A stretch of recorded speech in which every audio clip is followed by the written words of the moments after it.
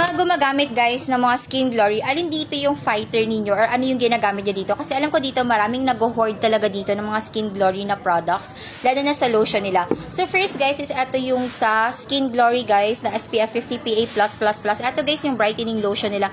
Girls, sinasabi ko sa inyo, itong lotion na to, ang pinaka-benefit na to guys is talagang, alam mo yung nag-glow yung balat mo na nagbabrighten yung skin mo, lalo na kapag lumalabas ka na agaw pansin, tatanungin ka, ba't ganyan yung skin mo?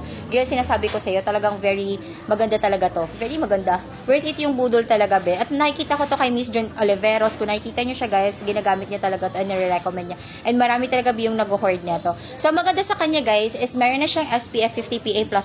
Kasi dito sa Pilipinas, alam niyo naman, be, pag malagkit yung lotion mo, kahit ikaw, hindi ka din magiging komportable. Pangalawa, guys, is maganda siya kasi SPF na nga siya. SPF 50 na siya, diba? And at the same time, guys, maganda siya kasi brightening lotion siya. Lalo na if gusto mo talaga yung no lagkit, wala siyang white cast, ayan. Hayaan nyo na, be. Wala siyang ganon. Tapos, at the same time, pagdating sa budget niya, very affordable talaga. So, ito yung brightening lotion na ma-recommend ko sa inyo. And pagdating naman, guys, dito sa kanilang whitening lotion, guys, ng Skin Glory na Pure and Free siya. Maganda siya, guys, kasi ang pinakagusto ko sa kanya, 2-in-1 na siya.